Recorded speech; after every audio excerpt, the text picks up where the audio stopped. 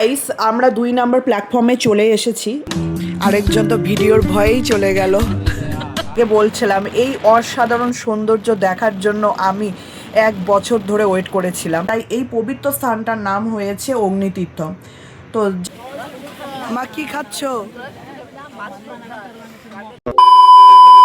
তো hey guys, welcome back to our YouTube channel. This is the Arbi Ghanchu blogs. তো আজকে আবারও দুই বান্ধবীর মারা মিলে বেরিয়ে পড়েছি একটা লং ট্রিপে। কোথায় যাচ্ছি সমস্ত কিছু তোমাদের সঙ্গে শেয়ার করব, তো ভিডিওর সাথে অবশ্যই থাকবে। আর আজকের ভিডিওটা খুবই এক্সাইটিং হতে চলেছে, তো ভিডিও স্ক্রিপ্ট না করে একদম শেষ পর্যন্ত দেখবে। আর আরেকটা কথা তোমাদের সঙ্গে শেয়ার করতে চাই, তো আমার গলার পরিস্থিতি খুব খারাপ হয়ে গেছে, কারণ ঠান্ডা লেগে আমি কথা বলতে পারছি না। তো সেই কারণে ভয়েস ডাব করতে হয়েছে। কিছু কিছু জায়গাতে তোমরা আমার ভয়েস শুনতে পাবে, তো একটু অ্যাডজাস্ট করে নিও। তো গাইস, তোমরা দেখতেই পাচ্ছ আমরা 4জনে মিলে স্টেশনে চলে এসেছি। এখন আমরা ব্যাঙ্গালোর স্টেশনে আছি। ট্রেন আসতে অনেক লেট, তো সেই কারণে ট্রেনের জন্য আমরা ওয়েট করছি। আরেকজন তো ভিডিওর ভয়েই চলে গেল।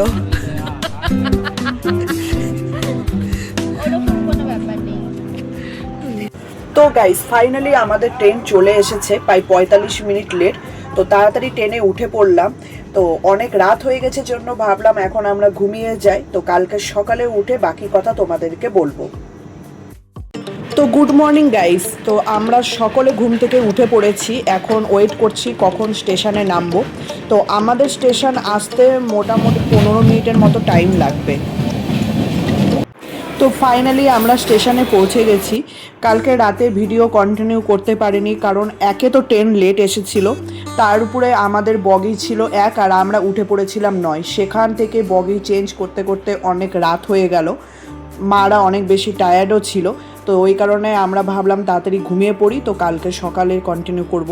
তো ফাইনালি এখন আমরা সকালে যেই স্টেশনে আছি সেই স্টেশনের নাম হলো মাদুরাই। তো আমরা এখন এখান থেকে রামেশ্বরমে যাব। তো ব্যাঙ্গালোর থেকে রামেশ্বরমে ডাইরেক্ট ট্রেন ছিল না, সেই কারণে ব্যাঙ্গালোর থেকে ফার্স্টে আমাদেরকে মাদুরাই আসতে হলো। এখন মাদুরাই থেকে ট্রেন ধরে রামেশ্বরমে যাব। তো গাইস, এত বেশি জার্নি হয়ে গেছে যে সকলের অবস্থা খুব খারাপ, তো ভাবলাম এখানেই ব্রেকফাস্ট করে নিই। আমার গলার পরিস্থিতিও খুব খারাপ, কথা বলতে অনেক প্রবলেম হচ্ছে। তো যাই হোক, তাও আমাদের মনের জোর অনেক বেশি আছে। তো চলো, এখন ট্রেন আসার অপেক্ষায় আছি। তো গাইস, আমরা 2 নম্বর প্ল্যাটফর্মে চলে এসেছি। এখন এখান থেকে আমরা রামেশ্বরমে ট্রেন ধরে রামেশ্বরমে যাব। তো আমাদের ট্রেন আসতে মোটামুটি 5 মিনিট বাকি। তো ট্রেনে ওঠার পর তোমাদের সাথে কথা বলছি। তো গাইস, আমরা ট্রেনে উঠে পড়েছি। আমাদের রামেশ্বরম পৌঁছাতে মোটামুটি 2.5 ঘন্টার মতো টাইম লাগবে। তো যাই হোক, তোমাদের সঙ্গে আরেকটি বিষয় শেয়ার করতে চাই। এই রামেশ্বরম যাওয়ার প্ল্যান করেছিলাম প্রায় 1 বছর আগে, তো কিছু কারণবশত সেটা সাকসেসফুল হয়নি। আর আমার একটা ড্রিমও ছিল যে আমি আমার নিজের টাকা দিয়ে প্যারেন্টকে ঘোরাতে নিয়ে যাব। তো আজকে সেই দিন যেখানে দুটো স্বপ্নই পূরণ হচ্ছে, তো সেই কারণে আমার খুবই ভালো লাগছে। তো আমরা রামেশ্বরম পুরো এক্সপ্লোর করে দেখাবো, আর কিছু ইনফরমেশানও তোমাদেরকে দিব। আশা করি সেই ইনফরমেশান তোমাদের খুব হেল্প হবে। কেউ যদি আমার ভিডিও দেখে আসতে চায়, তো তাদের ক্ষেত্রে অনেকটা সুবিধা হবে। তো যাই হোক, এখন আমরা মান্ডাপাম স্টেশনে আছি। মান্ডাপাম থেকে রামেশ্বরম যাওয়ার পথে একটা জায়গা আছে, যে জায়গাটা অসাধারণ সুন্দর, যা মুখের ভাষাতে প্রকাশ করতে পারবো না যে এতটা সুন্দর জায়গা। তো তার জন্য আমি তো অনেক দিন ধরে ওয়েট করে আছি, তো তোমাদের সঙ্গেও অবশ্যই শেয়ার করব। তো গাইস, ফাইনালি আমরা চলে এসেছি যেই জায়গার কথা তোমাদেরকে কিছুক্ষণ আগে বলছিলাম। এই অসাধারণ সৌন্দর্য দেখার জন্য আমি 1 বছর ধরে ওয়েট করেছিলাম। সিরিয়াসলি মুখের ভাষাতে বোঝানো যাবে না এত সুন্দর দৃশ্য। এইটা পাম্বান ব্রিজ। এই ব্রিজের নিচে যে সমুদ্র দেখতে পাচ্ছ, সেই সমুদ্র ইন্ডিয়ান ওশানের একটা অংশ।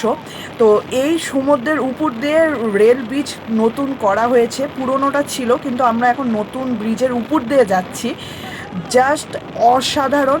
আমি ভিডিও শ্যুট করতে নিয়েছিলাম গেটের সামনে দাঁড়িয়ে থেকে ভিডিও শ্যুট করা যাচ্ছে না, এত বাতাস হচ্ছে।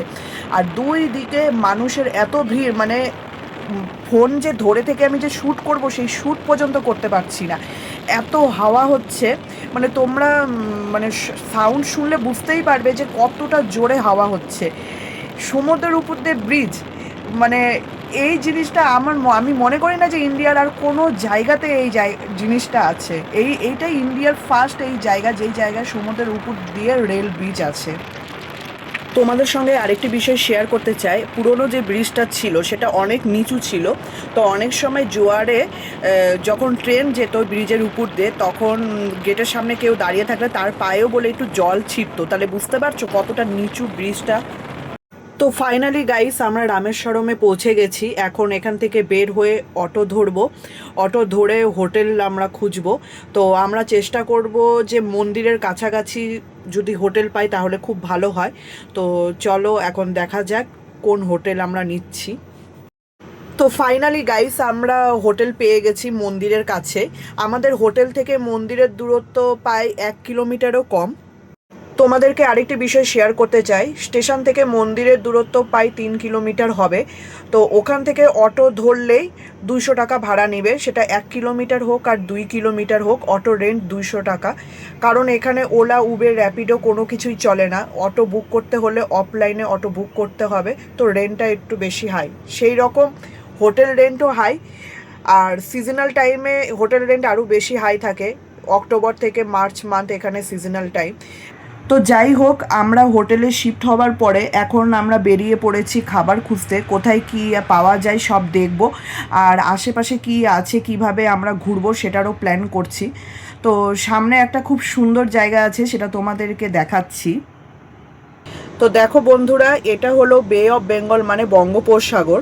তো এর আরেকটি নাম আছে, সেটি হলো অগ্নিতীর্থম। কেন এর নাম অগ্নিতীর্থম হয়েছে সেটা বলার আগে বলে রাখি যে রামেশ্বরম এই শহরটা, পুরো জায়গাটা জুড়ে রামায়ণের কাহিনী আছে। তো এখানে প্রচুর রামায়ণের কাহিনী জানতে পারবে। তো যাই হোক, এই অগ্নিতীর্থম নামের পিছনে যে কারণটা সেটা হলো, যখন ভগবান রাম রাবণকে বধ করে মাতা সীতাকে উদ্ধার করেছিলেন, তারপর মাতা সীতা তার পবিত্রতা প্রমাণ করার জন্য অগ্নি পরীক্ষা দিয়েছিলেন। তো অগ্নি দেবতা মাতা সীতাকে অক্ষত অবস্থায় ফিরিয়ে দিয়েছিলেন ঠিকই, কিন্তু নিজেকে পাপের অংশীদার মনে করছিলেন। তো তখন এই অগ্নিদেবতা নিজের পাপ থেকে মুক্তি পেতেই রামেশ্বরমের সমুদ্রে স্নান করেছিলেন। তাই তোমরা যেই সমুদ্র দেখছো, এখানে অগ্নিদেবতা স্নান করেছিলেন, তাই এই পবিত্র স্থানটার নাম হয়েছে অগ্নিতীর্থম। তো যাই হোক, অনেক ইতিহাস তোমাদেরকে বলে ফেললাম। তো এখন আমরা এখান থেকে খাবার নিয়ে রুমে যাব, ফ্রেশ হয়ে কিছুক্ষণ রেস্ট করে তারপরে বিকালে বের হব। তো ফাইনালি আমরা বিকেলে 4 জনে মিলে বেরিয়ে পড়েছি। তো এখন আমরা ফেরারি ঘাটে যাব, ওখান থেকে ফেরারি ধরে আমরা পুরো সমুদ্রটা ঘুরবো। তো চলো দেখাচ্ছি তোমাদেরকে। তো আমরা এখন বঙ্গোপসাগরে চলে এসেছি, রামেশ্বরমের এখানে। দেখো সমুদ্রের ঢেউ কত খালি। এখন এই সোজা রাস্তা ধরে যে বিল্ডিংটা দেখতে পাচ্ছ, ওখানে টিকিট কাউন্টার। 100 টাকা টিকিট কেটে ফেরারি করে এই পুরো সমুদ্রটা ঘুরবো। তো চলো তোমাদেরকে দেখাচ্ছি সমস্ত কিছু। তো গাইস, আমাদের ব্যাড লাক, কারণ এখন সমুদ্রের ঢেউ অনেক বেশি, মনে হয় জোয়ার চলছে, আর ওয়েদারটাও খুব একটা ভালো নেই। সেই কারণে ফেরারিটা ক্যান্সেল করে দিল, তোমাদেরকে দেখাতে পারলাম না। তো যাই হোক, এখন আমরা পেট পূজা করতে যাচ্ছি। তো আমরা খাবারের দোকানে চলে এসেছি। এখানে আমরা এখন ফুচকা খাবো, আর মার জন্য একটা স্পেশাল জিনিস অর্ডার করেছি, মা ফার্স্ট টাইম খাবে।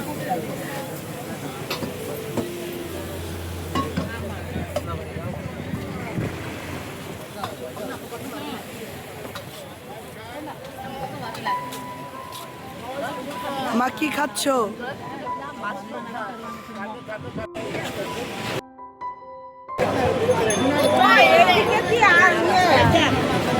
কালকে কি এইদিকে আসবি? হ্যাঁ।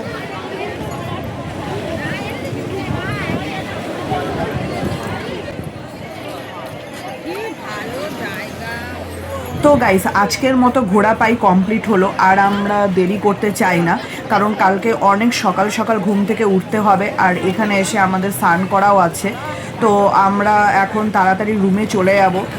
তো গাইস, এটা মন্দিরের ইস্ট গেট। এই গেট দিয়ে আমাদেরকে ঠাকুর দর্শন করতে হবে। তো যাই হোক, ভিডিওটা অনেক বড় হয়ে যাচ্ছে, তো সেই কারণে আমরা ডিসাইড করলাম যে পার্ট 1 পার্ট 2 এইভাবে পোস্ট করব। তো আজকের পার্ট 1 ভিডিওর কেমন লাগলো অবশ্যই কমেন্টে জানাতে ভুলবে না, আর লাইক আর শেয়ার করবে। তো পরবর্তী পার্ট 2 ভিডিও নিয়ে তোমাদের কাছে খুব তাড়াতাড়ি চলে আসব। ততক্ষণ আমাদের সাথে থাকো আর চ্যানেল সাবস্ক্রাইব করতে প্লিজ ভুলো না।